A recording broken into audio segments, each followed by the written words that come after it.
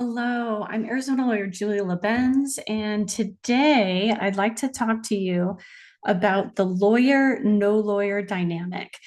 What I'm talking about is, let's say you are in a divorce or custody case and you don't have a lawyer, but your ex does.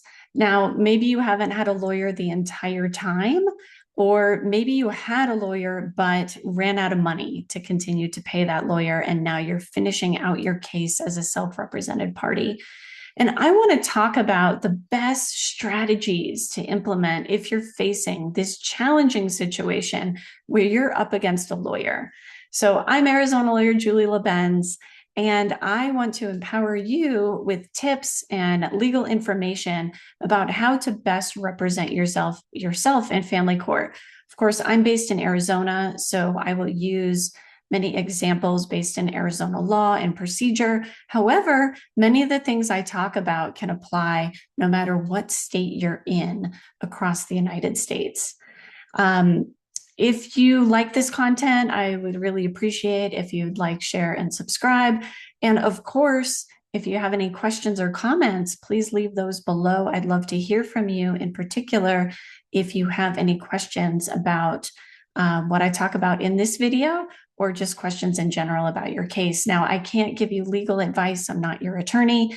By watching this video, I don't become your attorney. However, if you ask questions in the comments, I can use that information to record a video in the future that can answer your question. All right, with that said, let's jump into today's material. So when you don't have an attorney, you are representing yourself, and understand that there is a rule in the law that says that you're expected to act and have the knowledge of an attorney, even if you aren't one. So the judge may be nice to you and may cut you a few breaks here and there, but the bottom line is that you are expected to conduct yourself as if you are a trained and licensed lawyer. And one of the biggest pitfalls that I see self-represented parties fall into when they're in this lawyer, no lawyer dynamic is that they fail to communicate. Certainly, it can be very intimidating to have to communicate with a lawyer, especially if your ex's lawyer is aggressive, demeaning, demanding. It can make it to the point where you see an email come in from that opposing counsel and you don't even want to read it. But unfortunately, that is a huge mistake. You're taking a big risk, and that risk is in the form of being ordered to pay all or a portion of your ex's attorney's fees because you're not communicating. And what you'll find is that once you start engaging in the communications, you may be actually able to make some headway and get some things resolved. The most important thing is to realize that you want to remain reasonable, you want to communicate promptly, and you want to, the best you can, start creating a relationship with that opposing counsel where you can possibly get some constructive things done in your case. So when a communication comes in, one place you may want to start is, first of all, take a deep breath, calm down, because just seeing that email come in can raise your stress level. But, once you've had a chance to kind of look at this with fresh eyes and with a calm demeanor, really look at, what is the email about? Is it an email about documents? In other words, about disclosure or discovery? Is it an email about settlement? Is it an email about an upcoming court hearing? First, really read the email and just look at it for what is it about. And then, before you're getting into a defensive posture or getting any sort of emotion involved, put that email into whatever category it is. So if it's an email about disclosure, in other words, if it's an email about the opposing party asking you to produce bank records, retirement account statements, proof of income, an affidavit of financial information, something about disclosure, then decide, have you produced it already, or is it something that you need to produce? Because requesting documents that are relevant to the case and that you have a duty to produce under the disclosure rule is something that you definitely want to respond to and make sure that they have the information. Now, if you've already disclosed it, then you can respond and explain where it was already disclosed, or just attach the document again in your response to the email so that it's right there. It's generally not a big deal to produce it a second or a third time.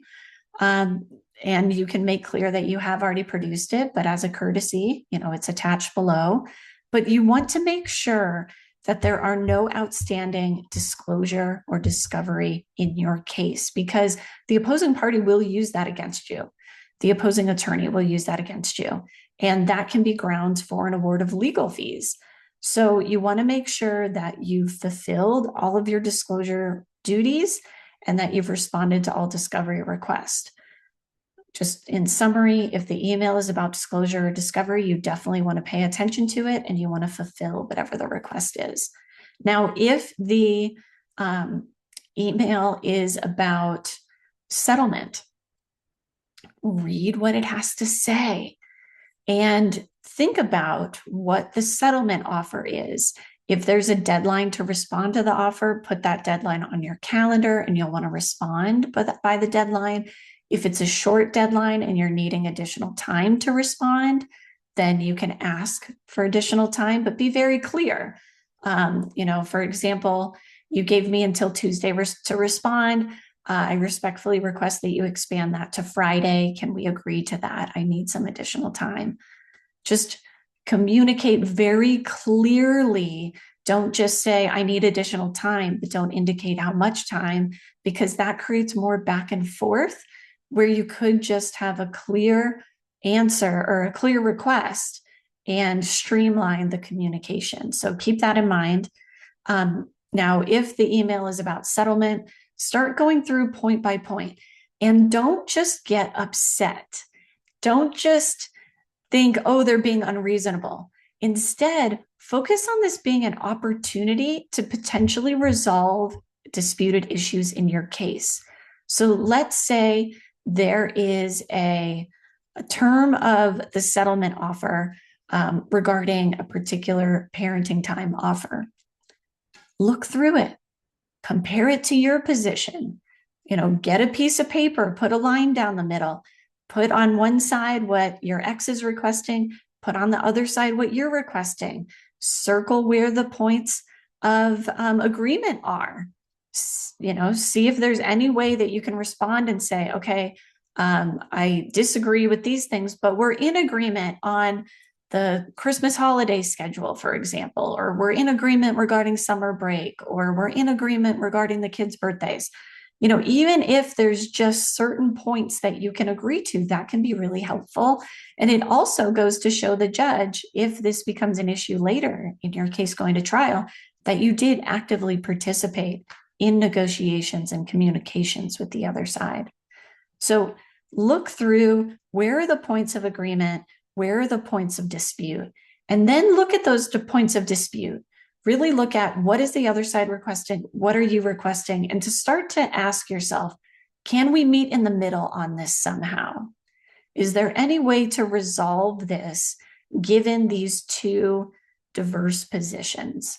And see if there's anything where you could make a potential counter offer to see if there's a way to reach a resolution. You want to actively engage in these negotiations with the opposing party. You don't want to ignore them. You don't want to not respond, and you don't want to get upset and just say the other side's being unreasonable and, leave the email alone. You want to really analyze it, compare it to your positions, see if there's any points of agreement, and then see if there's any way to overcome the points that are in dispute and reach a final agreement. Now, let's say that the email is about something procedural. For example, the other side wants to move to continue a hearing that's coming up because the opposing party has a scheduling conflict. or the opposing attorney has a scheduling conflict and they're asking you for your position. At least in Arizona, under the Arizona Rules of Family Law Procedure, if you're going to request a continuance, you are required to reach out to the other side and get their position. So you're going to need to respond. And you can say, sure, I agree, but when will it get continued to? One thing that I like to do if this comes up where the other side has a scheduling conference or a scheduling conflict, excuse me, and it looks pretty clear, like the other side's going to get their continuance granted, but I don't want it to drag on forever. And in that event, I'll say to the other side, have you reached out to the judge's assistant to see what new dates are available? In other words, if this is continued, what are we looking at as far as a new date? That can be helpful because you can have certainty as to how much time will transpire between the current court date and the next one. And it can also decrease any back and forth regarding the court setting a new date and one of you isn't available for that. So working with the other side along with the judicial assistant to get a new court date that works for everybody can be really helpful and can streamline things.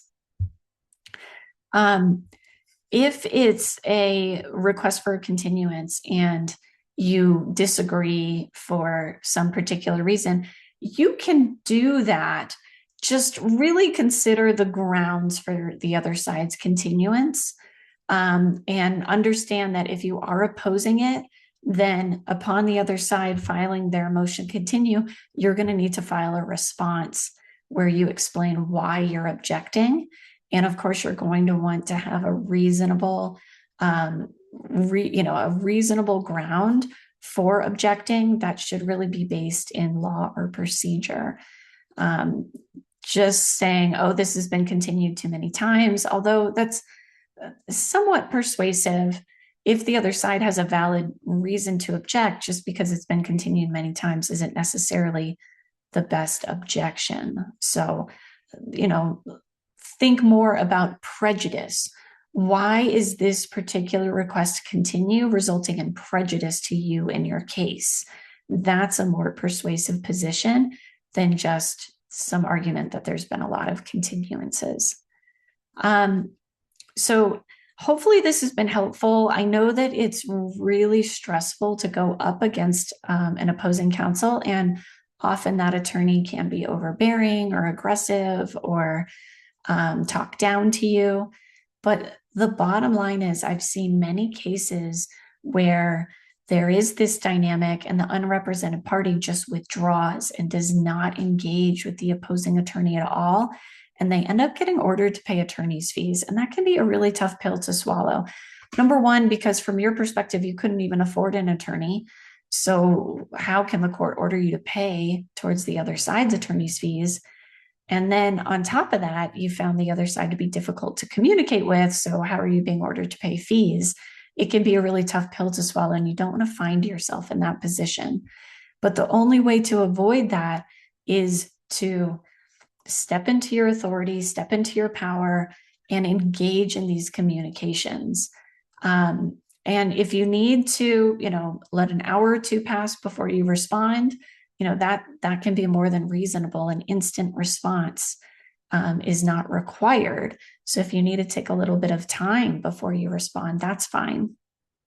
Now, you can also utilize the assistance of AI in drafting a response. Now, I would recommend that you start by drafting the response on your own and then put it into AI, and that you use sufficient prompts. But keep in mind, if AI gives you a revision and there's any rules or cases cited, you've got to look those up independently, because AI is notorious for giving statutory cites, rule cites, and case cites that are completely made up. And you don't want to respond to opposing counsel with anything that is completely made up by AI. Not only is it embarrassing, but it also can result in sanctions from the court, because other side could use that as an example of how you've acted unreasonably. So be really careful with AI. I'll do a video soon about how to best utilize AI in your family law case if you're representing yourself. All right. If you have any questions or if you're finding yourself in this dynamic, feel free to comment about how you feel when you get a message from opposing counsel. Put that you can just put, oh my gosh, scared, nervous, tummy upset, whatever you feel with that email comes in, feel free to comment that in the comments.